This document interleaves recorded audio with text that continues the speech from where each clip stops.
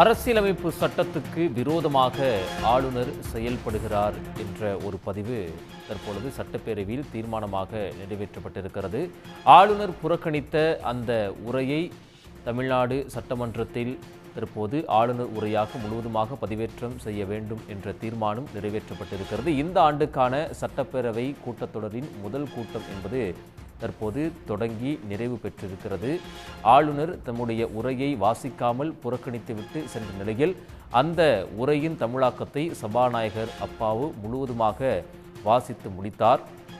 ஆளுநர் உரையை ஏன் புறக்கணித்து சென்றார் என்பது தொடர்பாக அவை முன்னவர் துரைமுருகன் அது தொடர்பாக ஒரு நீண்ட நெடும் விளக்கத்தையும் கொடுத்திருந்தார். ஆளுநர் இந்த உரையை புறக்கணித்து விட்டு செல்வது இது முதல் முறையல்ல. கடந்த 2 தடவை இதே போலவே அவர் உரையை புறக்கணித்து விட்டு சென்றிருக்கிறார். முழுவதுமாக புறக்கணிக்காமல் அதில் சில விஷயங்களை நீக்கியும் சில விஷயங்களை அச்சிடப்படாத சில குறிப்புகளை சேர்த்தும் அவர் ஆளுநர் உரையை வாசித்துவிட்டு சென்றிருக்கிறார். கடந்த முறை இதேபோல புறக்கணிப்பு நடந்தபோது ஆளுநர் மாளிகையிலிருந்து சபாநாயகர் அப்பாவுக்கு ஒரு கடிதம் அனுப்பப்பட்டிருந்தது. தேசிய கீதத்தை முதலில் இசைக்க வேண்டும், தமிழ்தாய் வாழ்த்தை இசைக்கக்கூடாது என்ற ஒரு விளக்கத்தோடு ஆளுநர் மாளிகையிலிருந்து ஒரு கடிதம் சபாநாயகர் அப்பாவுக்கு கொடுக்கப்பட்டிருந்தது. அந்த கடிதத்திற்கு சபாநாயகர் அப்பாவு ஒரு நீண்ட நெடும் விளக்கத்தை கொடுத்திருந்தார். தமிழ்நாடு சட்டப்பேரவை கூட்டத்தொடரை பொறுத்தவரைக்கும் முதலில் தமிழ்தாய் வாழ்த்து இசைக்கப்பட வேண்டும், இறுதியாக தேசிய கீதம் இசைக்கப்படும் என்பதுதான் மரபு.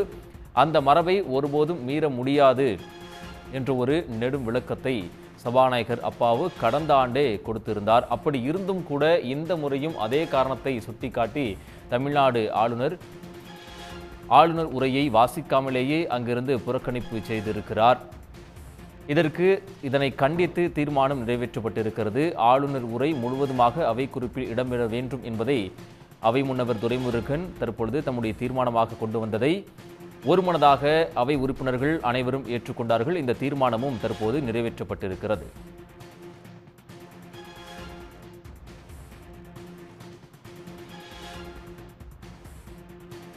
கூடுதல் விவரங்களை வழங்குவதற்காக செய்தியாளர் கண்ணன் இணைகிறார். கண்ணன், இன்றைய சட்டப்பேரவை கூட்டத்தொடரில் நடந்த அந்த நிகழ்வுகள் குறித்து சொல்லுங்க.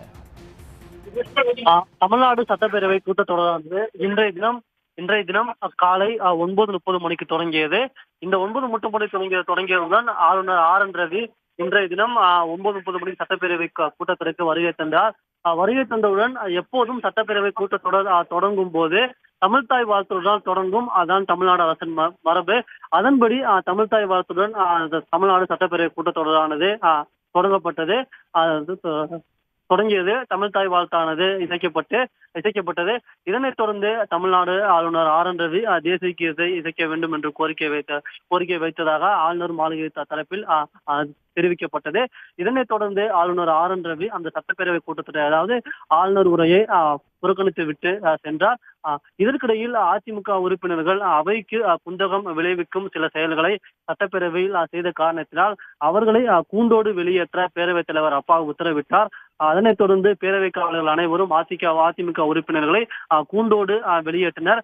இதனைத் தொடர்ந்து தமிழ்நாடு ஆளுநர் உரையின் அந்த அதிகாரப்பூர்வ உரையின் அந்த தமிழாக்கத்தை பேரவைத் தலைவர் அப்பாவு தமிழ்நாடு சட்டப்பேரவையில் வாசித்தார். சுமார் 30 நிமிடங்களுக்கு மேலாக அந்த தமிழ்நாடு ஆளுநர் உரையின் அந்த தமிழாக்கத்தை பேரவைத் தலைவர் அப்பாவு தமிழ்நாடு அரசின் சட்டப்பேரவை கூட்டத்தொடரில் இன்றைய தினம் வாசித்தார்.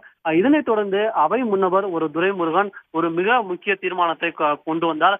அந்த தீர்மானத்தில் குறிப்பிட்டு பேசும்போது தமிழ்நாடு சட்டப்பேரவை பொறுத்தவரையில் தொடக்கத்தில் எப்போதுமே அது தமிழ்தாய் வாழ்த்துதான் பாடப்படும் என்று தெரிவித்தார். இது தொடர்பாக ஆளுநர் கடந்த ஆண்டு கடிதம் எழுதிய போது அவருக்கு இது தொடர்பான ஒரு விளக்கம் தெளிவாக அளிக்கப்பட்டதாகவும் தெரிவித்தார்.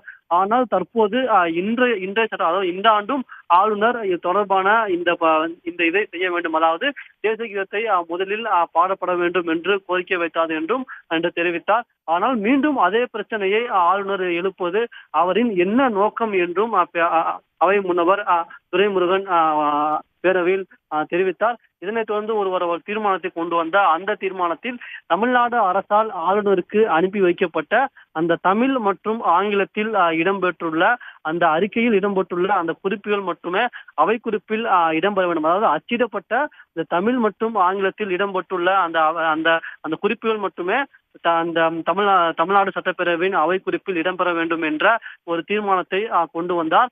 அந்த தீர்மானமானது தமிழ்நாடு சட்டப்பேரவையில் ஒருமனதாக நிறைவேற்றப்பட்டது.